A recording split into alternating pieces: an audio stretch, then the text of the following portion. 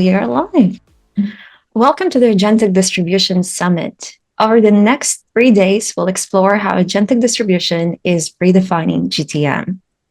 And agentic distribution is an emerging architecture of GTM where AI agents act as both the interface and the operator. We're excited to hear from leading CXOs, analysts, VCs, and AI native founders who are rethinking distribution from AI first principles. And before we kick things off, just follow along the conversation in our HSC Slack, and don't forget to check out the sponsor on the right corner of your screen. And welcome Wade Foster, one and only, the CEO of Zapier, and Jonathan Kvarfordt, head of GTM growth at Momentum. The rise of agentic distribution. Excited to host you. How have you been? Great. Thanks for having me, y'all. Yeah, super excited to be here and I get to pick on Wade's brain. I'm like feeling all giddy already. This is going to be fun. Awesome. Let's get into it. Let's do it. Do we need quick intros real fast? Not that Wade needs introductions, but I'd love to hear from you, Wade. Like, obviously you're the CEO of Zapier, but love to hear a little bit more of your background. Yeah, Zapier founded the company in 2011, so 14 years ago now, just out of school. So I'd only been in the workforce for a year. I was doing a whole bunch of oddball internet stuff at the time. Founded the company to solve integrations. So we made it easy to connect stuff.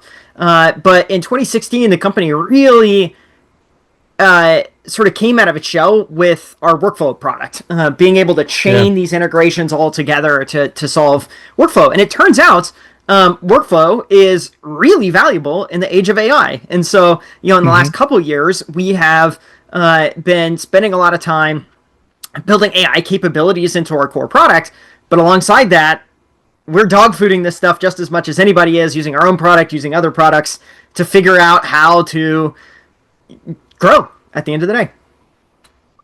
Yeah, I love it. And I'm obviously the head of growth and momentum, which we do a lot of kind of automations and a little bit different use case than Zapier is, but very similar in a lot of ways, aligned in a lot of ways too. We actually use Zapier internally for a lot of stuff because like momentum's not the hero be all like Zapier, so we love and use Zapier internally. And then I do the GTM AI Academy where I teach 10,000 plus people in the last 3 years how to use AI, different stuff. And like one of the first places I have them go to is Zapier with AI agents, saying if you want to know an easy, very user-friendly way to learn how to use AI agents, Zapier is like the number one place I send people to, which is awesome. So I'm really excited to go into it with you. Well, tell me this, Wade. So I think that I know you guys came out with the announcement. I watched your video, which you kind of talked about the need for orchestration. I think people get really confused between like the basics of like, okay, we understand what automation is. How would you determine the difference between just plain automations, where Zapier has been living for such a long time, and now where it's going to orchestration? How do you define that? Yeah. Well, yeah, I think it is confusing because in the past, automation was purely deterministic. And so, this is kind of your classic if this, then that, else this type logic, where you just sort of chain a series of actions, and in our case, they're API calls, together to produce an outcome. And, if you're looking at an agentic world, it doesn't quite work that way. Instead, you're giving an AI a task, and then you're letting the AI decide what should it go do. They decide what to go figure out, almost like you would delegate to another human and say, hey, can you go figure this thing out? They may not do it the way you prescribe, but you're hopefully getting the outcome. Now, what orchestration is it turns out in an agentic world, it's actually really hard to delegate that context to an AI and expect to get good outcomes. And so what's really working today is the more you can actually chain or provide an AI with context and start to chain actions along, you actually get much better outcomes. And so the irony is this deterministic workflow is actually really, really valuable when you can add AI to it piecemeal. In very narrow cases, you tend to get a lot higher reliability, a lot higher consistency, and it opens up a whole new world of use cases. So you've sort of got like deterministic flows on one side, inference flows on the other, and then this like big blurry middle of like how much are you using AI, how much little are you using AI, and it turns out the middle, there's a ton of value there, even though the AI side of the house is what's kind of like sexy and gets all the headlines. Yeah, I know I sent you a bunch of prep questions, but I'm going to go down so different paths. So I know you're going to be game for some good stuff. But just curious, we can start with some meaty stuff. Like, what are the things that you're doing internally with Zapier for Zapier that you're like thinking, "This is school," and it may not apply to anybody else, but like, how do you go about thinking? Let's start with this actually. How do you go about thinking with your team? Where do you slap in Zapier for your own workflows or agentic automations? And then Yeah. what's the funnest, coolest, most interesting thing you guys have done so far? Well, so I think we use Zapier and AI all over our go-to-market process. I think the Yeah. most obvious place that we have put AI, which I think if you're not doing this yet, this is like the first thing you should do. Like, there's no excuse to not do this, which is sales prep. If your sales reps are getting on a call with a prospect and they don't have a brief that combines all the context that the internet knows about them, what you have in your CRM, what you have in your support desk, you need to stop and do that right now. It's one of the easiest things you can set up and build today. Mm-hmm. It really just requires triggering on, calendar invites. If, go look at my calendar invites for the day, go do deep research on this prospect, pull what you have out of CRM, pull what you have out of your support ticket, and then send me an email or send me a Slack message or generate a PDF and deliver it to me so that Mm-hmm. those sales reps walk in equipped with actual information. It's one of the most basic, simple use cases, but very, very, very high value. So that's like on one end of the spectrum what's really easy to get started. Then I think if you want to look at kind of like the other end of the spectrum on stuff that I think is really interesting, but we're still figuring out is, it turns out one of the most powerful assets that companies have for ranking well in things like ChatGPT or Claude or Gemini or these tools is your help desk, your knowledge base. Mm. Folks are asking these long tail sets of questions. Right. And, if you're like most businesses, your knowledge base, your help to docs, they're probably not like well kept up. Partly because in the past, like they just didn't get a lot of traffic, a lot of value. And so unless you were crazy disciplined about doing a good job with this, I don't think most companies really invested a lot in it. Right. But nowadays, you can actually build tools that make it a lot easier to have a much richer help desk. So, for example, you can take every ticket that you're answering in email or chat and say, hey, anytime a customer is asking us a question, I want to take the answer that the support rep gave and I want it to go generate a help doc. Now, you probably need to still have a human in the loop there to verify, do we already have a help doc for this or not? Is it accurately stripping out PII and things like this? But you can do Right. something Right. pretty impressive. Similarly, you can do the same thing for gong calls. So if you're on calls with your prospects all the time and your prospects are answering questions, hey, do you all do this? Do you all do that? Well, take the transcript. From that transcript, extract all the commonly asked questions, generate a help doc for it. And so now you're just building up this very rich catalog of long tail questions that your customers are asking in a pretty simple way. And all of those things are now starting to get indexed by Google, of course, but also these LLMs. And in the LLMs, Mm. I find that humans tend to ask these like deeper questions than you probably were happening on Google. And so, that's the kind of, if you start to go down this rabbit hole, you start to uncover like all these nooks and crannies that have maybe been Right. overlooked or not properly, like addressed in the past. Not because there wasn't value there, but because it was really hard. And now there's actually some tools to make it easier to do this stuff. And it turns out if it's easier to do it, it's worth actually investing in. Do you feel like going off that use case that there seems to be kind of a trend around empowering from the bottoms up of like giving individuals, tools like Zapier or whatever the case might be to build their own workflows, and then more going the top down because obviously leaders have a different view of what's happening in the organization. So, what's your approach? When you have companies come in and say, "Okay, Wade, we have all this stuff. We could then automate all these bajillion little tasks we could do. Where does the revenue lift come from? Does it come from the bottoms up and saving time? Is it coming from top down? Like, what do you see as the difference?" Well, I think it's both. But what I recommend to folks is I do think one of the first places to start is to do hackathons, to do boot camps, to start to empower your entire organization to put their hands on keyboards to Mm. figure out like what this technology is actually capable of. And you start to get then momentum around this. Your employees start to get excited about it. The fear of AI starts to dissipate and the excitement starts to slip in. And that's a really important like cultural moment to get over because the mainstream press would have you think AI is coming for my job. Right. But if you Right. lean in and learn this stuff, I promise you, your skills are going to be valuable. Every company I know wants to hire people who are good at AI right now. Like, that is one of the most valuable things. And so once you get your people into it, you can start to get a lot of like really interesting ideas bubbling up, bottoms up. Now, that I think of as raising the floor inside your organization. Right. Once you have that, I do think that's where it's very helpful for, leadership teams, executive teams to come in and sponsor like a handful of like high impact use cases. And the place to look is the places that are really difficult for individual in the organization to go make it happen. So for example, one of the themes that's talked a lot about in AI is the combination of jobs. There's certain skills that are getting squished together. And that's a really difficult thing for, an IC to just say, hey, I want to be both a designer and a marketer at the same time, or I want to be both an engineer and a product manager at the same time, and I want to squish the job families here inside this company. Like, that's a weird thing for an IC to figure out, but it's also a painful thing to decide to do. And that does require a leader in the company saying, hey, I see an opportunity here for us to do something that really upends how we've done stuff in the past, but we have enough examples. There was a hackathon project that showed what was possible here. We have an individual inside the company that shows that this is possible. And we believe that we can shift from how we have been doing things into the past to this new way. So here's how we're going to do it. And it does take a leader to say, I'm going to sponsor that, and I'm going to go through the pain to get to this better spot in the future. And so that's where I think the tops down stuff can be really, really valuable, is trying to go solve those types of problems. Totally. Do you feel like there's, in my experience talking with people with AI, both leaders and individuals, a lot of times it's the unsexy work of like documenting the process or understanding the ICP, things that AI can assist you with, but it's not going to create without some sort of human element.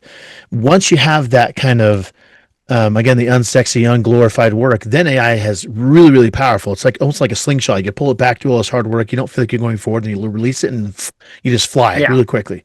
Do you see that a lot with yourself, like with Zapier? People saying, "Hey, give us all this pipeline." You're like, "Great, let's slow down before we go to pipeline, and let's work on some basics." How do you kind of help people through that? Yeah, that I definitely think that's a really common challenge here. Everyone wants to just jump to the finish line of like, I want an agent that's just going to grow my social media, or I want an agent that's going to drivel around pipeline, or I want an agent that's going to do this.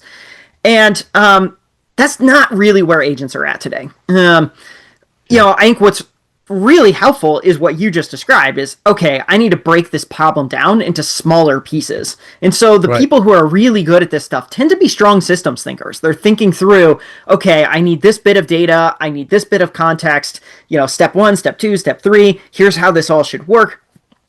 Okay, this data is a little messy. I got to go figure out how to clean it up first so the AI can take advantage of it. So they're doing that sort of step and then figuring out how to orchestrate it step by step. And I think the reality is it's often easier to start with traditional automation, traditional workflows, and then say, hey, we're going to go add AI to it. So for example, a really common workflow for Zapier in the past has been, I want to take a lead from maybe like Facebook. I'm doing Facebook advertising. I get a lead there, and I want to save it to a CRM. That has forever been like a really popular use case on Zapier. Well, it turns out if you want to get started with AI, a really great way to change that workflow is to say, hey, let's take that lead from Facebook, but let's also now go do enrichment on it. In the past, you might hit an enrichment API. Now, you might say, hey, I want an AI to do deep research on it. Okay, great. Now let's save it to the CRM. And all of a sudden, one small change, like really tiny change, you're not building a complicated agent or anything like that, but the value you got from that one simple automation has gone up massively because you have all this extra context on that lead that's coming from Facebook, and you never had to ask the person. And so those are the types of ways that you can get started. And once you start doing those little tiny steps, you'll find it's much easier to build to the more sophisticated things. And you also might find that, like, hey, we actually don't need the sophisticated things. Like, these like traditional workflows actually work pretty good for us. I think part of the balance is a lot of people are seeing that there is that place where it's not, you don't always need an AI agent. Sometimes it's just a simple automation. But I think once you see the power of like the difference between saying, okay, send me an email every time a lead comes in versus orchestration layer, which is qualify it, deep research it, route it to the right person, personalize it, all these steps happening at once in conjunction. So it's not in siloed conversations, but the AI has an understanding of what's happening everywhere. That's where I think the power comes in. That I think people should getting an idea of like, oh, like once you get your hands on it, like this is really cool. It's a lot of fun stuff you can do that saves obviously time, but then the quality goes up too. Do you feel like Yeah. that way too? Well, Yeah. yeah, and it's instead of thinking almost like a master agent, it's like you've got all these tiny agents, or it's like, oh, I've got my Yeah. my Yeah. research agent, I got my QA agent, I got my email writing agent, I got my like each of them does a tiny little step, and Mm-hmm. then you can plug those into workflows, or you can create tools and give those tools to an agent that now can call them and do something interesting with them. And either can work. You're going to get different pros and cons based on sort of how you go assemble that. But I do think that the power is when you make them small and make them very good at a particular task. Yeah. I'm going to shift gears just to Herrick. I'm curious from your lens as obviously a leader.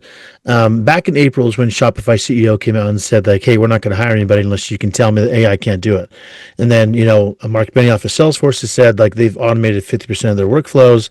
Duolingo's come out like there's all this talk, and then I would say undue, like not meaning to have this happen, but there's pressure on people to say all these other companies are doing this amazing cool AI stuff. Now I got to do it. All right. How are you thinking about, or how do you recommend people to think about where they are today to get to that level without feeling overwhelmed, so they can feel like they Yeah. are getting to an AI powered reality? Well, yeah. So we went through this in 2023. I Yeah. code red internally, which was sort of our similar version of Toby's memo saying like, "Hey, Right. we got to go live on our AI future." Yeah. Now, I'll be the first to say like this was not necessarily like a popular decision at the time internally. In fact, I got called sensational, alarmist, etc. But one of the things that was really powerful that we did alongside that, one of the first things, and this is one of the things that really worked, was saying, hey, we're going to do a hackathon for everyone in the company. Everyone's going to put their hands on this technology and start to use it. And what we saw was pre and post that hackathon, we went from, around 10% of people using AI daily to now north of 50% using AI daily. So just one hackathon right at the beginning, all of a sudden there was this huge growth rate in adoption. Right. Then, over the course of a year, we repeated that hackathon 2 other times. And then alongside that, as part of our all hands, we always did show and tell, show off use cases. We found people from every part of the org, not just engineers. We found, people in the people or people in the marketing or people in the sales org, people in accounting, just to show off. What have you built this week? What have you built this week? And all that effort created a lot of knowledge sharing, a lot of bottoms up understanding, and a lot of just like peer to peer support on like, how do you go figure this stuff out? Yeah. And, after about a year, our AI adoption went from, about 10% to 90%. So, at the beginning, you were weird if you were using AI. Now it's the opposite. You're kind of weird if you're not. It's like, wait, what are you doing here? Right. And so that to me is how you really make this shift is you got to invest in folks. And I think one of the biggest places I see CEOs and other leaders falling down is they're mimicking Toby and others with the memo. They're saying, hey, we need to go be AI first, which I'm all for that. I think that's a good move. But then they stop there. They're just sort of like, everyone just go figures it out. And then what happens is Right. the delegation trap. It gets pushed down to the executive layer, and the executive layer is, well, shoot, I'm not exactly sure what to do. I know what I'll do. I'll delegate it to somebody on my team to figure out AI. And then that person's like, well, shoot, I'm not really sure what to do. I'll delegate it to somebody on my team. And then it just gets down to the end of the organization, and everyone's just kind of trying to figure it out on their own. And, some people do, and a lot of people don't. A lot of people are like, well, do I figure out the AI thing, or do I try and hit my OKR for the month? And so you're just sort of caught in this Right. like whirlwind trap where I think it's way more valuable if the CEO and the leadership team say, nope, we're going to put some effort behind this. And you know what? We're going to do it too. We're going to put our hands on the keyboard. We're going to learn this stuff too. And it just makes it a lot easier for the organization to make the shift together as a team versus sort of like one person has to go figure this whole thing out, or like, this sprawling tendrils of an organization have to figure it out. Yeah, there's this world where I think that in those type of memos of saying, go figure it out or else, it's like, okay, how am I going to do this? Like there's so much noise and so much different platforms that do different things. And so figuring out, okay, do I do as a Salesforce agent? Do I do a Glean agent? Do I do a Zapier? Like what do I do? Each platform does things differently. So it's like having two things. One, a leader that is clear like yourself, and then giving people the space to play without fear of getting fired. Like just go play on a simple basic workflow. It's not going to break anything, but that gives you a taste of what's happening. I think is really important. It's just that a lot of people, like you said, do the memo and that's as far as it goes, which is sad to see that. Yeah. If I can But ask I think though, with you, the show and tell part, I think, is also really powerful. Like show and tell yeah, creates a lot of knowledge sharing because now yeah, everyone is seeing like, oh, what did you do? How did you do that? Like, what tool did you use?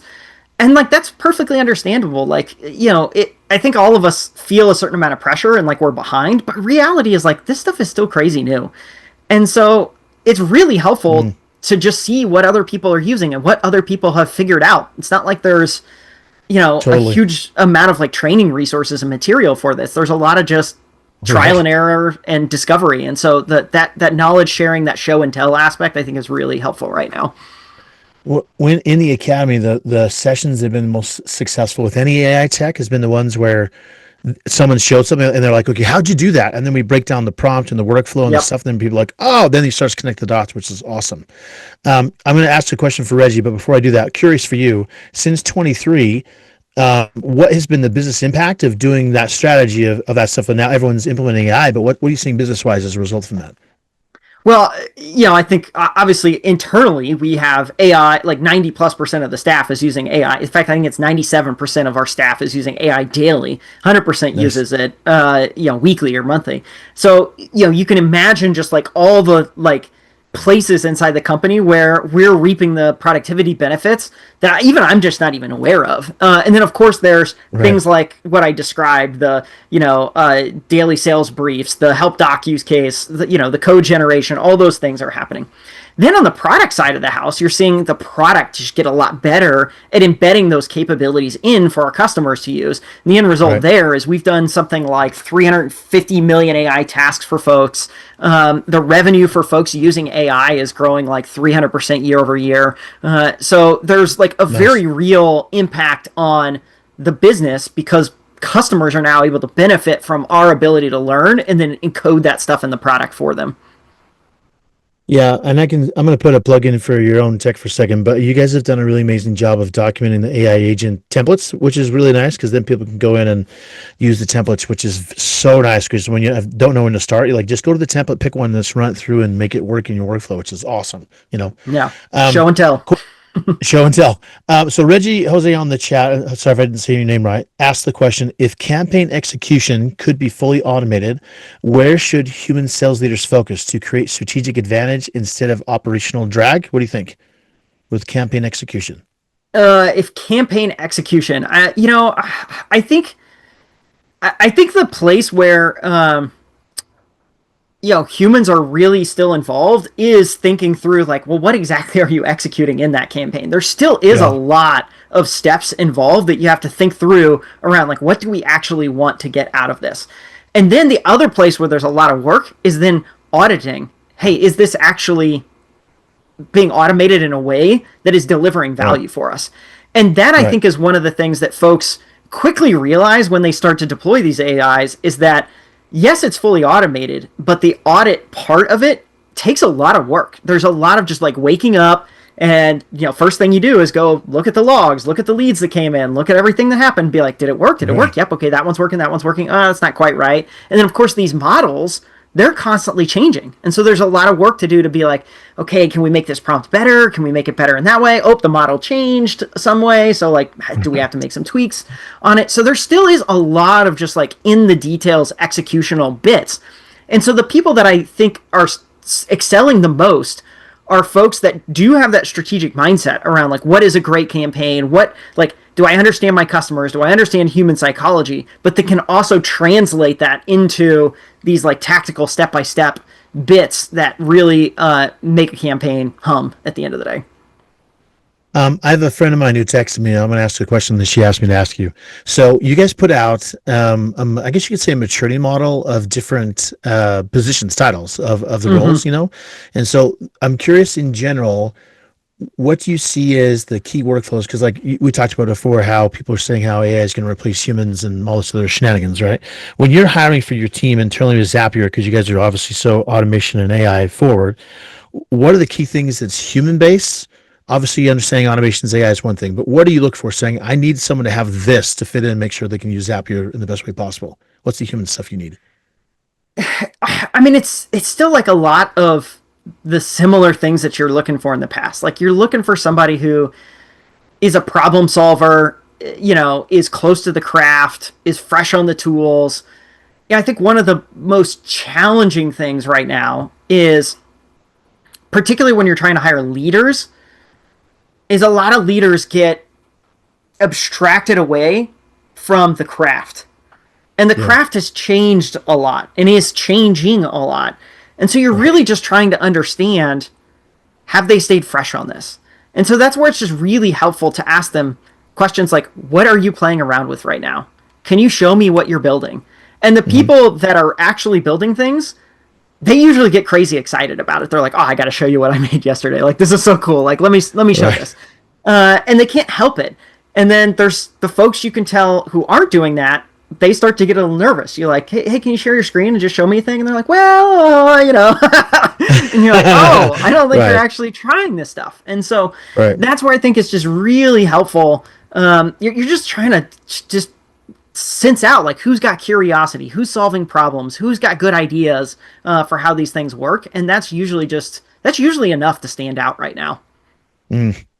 I know we have 2, 3 minutes left, so I'm going to ask a large question. I'm not sure if you have time to answer it, but obviously a lot of people on the line are go-to-market leaders. So like you're talking marketers, RevOps, CROs, etc.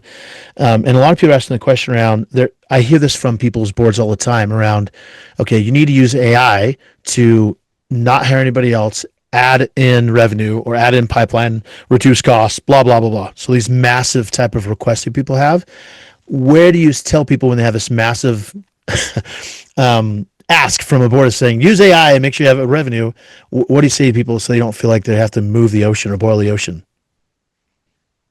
Well, you know, I think the place to start is just getting people using the tools. Like, I've seen for ourselves, like we've gone from less than 10% of people using it to over 90% in a year. Mm, And a lot of that was just that a lot of that wasn't like grand ideas and like big projects where it's like, oh, we're gonna like we have this goal, this ROI driven number to go hit this. A lot of it was just like we just want people to start building stuff and right. creating space like hackathons, creating these lunch and these show and tell mechanisms, and the creativity of your team starts to bubble up. And pretty quickly, you can go from just giving people access to tools, giving people time and space to go build with this, to now start to identify like, ooh, here's 2 or 3 areas where there's huge leverage. And once you start to do that, then you can start to come back and have case studies that you can report back to your leadership teams, your boards, and say, okay, here's where we think we actually can have like a really big impact. And we're going to put more muscle behind this. I think a lot of teams come in and they try and nail the return before they do the investment piece. And there's just like a certain amount of experimentation that I find is so useful and so valuable early on. And once you do that, then you start to actually have better ideas for like how it's going to actually impact your business. So there's a little bit of leap of faith that has to happen in those early innings. Nice. What an Julie, we're amazing almost at time. session. Yeah, thank you so Yeah. much, Jonathan. Thank you, Wade. And lastly, we're about to transition to one of the most interesting sessions here as well, from SEO to AIO. The definitions are endless, but yeah, we are not hitting AGI, looks like. So, Jonathan, Wade, what are your predictions? Where are we heading next in the GTM land? I'll let Wade go first. He's got better X than I do. I Where are we heading next? I think the technology is already very strong and very economically useful. But I think the biggest challenge a lot of us are facing is this rollout period. the tech is here to do impressive things, but it is going to just take a lot of time for teams to start to get good at using it, to deploying it. And so I think we're in that sort of like slog period. But I suspect over the course of the next 12 months, we're going to start to hear story and story and story from various companies who started to figure out really impressive ways that their company just looks very different from using these tools. Yeah, real quick, I'll say, Zapier, you guys just put out a really cool report on or the levels to get to orchestration. There's 4 different levels you talk about, and I think organizations right now as a whole are very much at level one.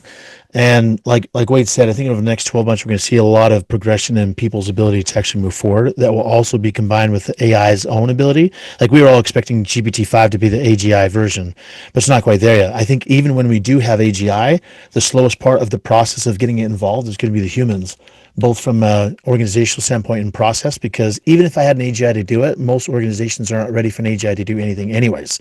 So you got to make sure that the org is ready and the people are ready. Thank you so much again. Thanks, Jonathan and Wade. And we are transitioning to our next session.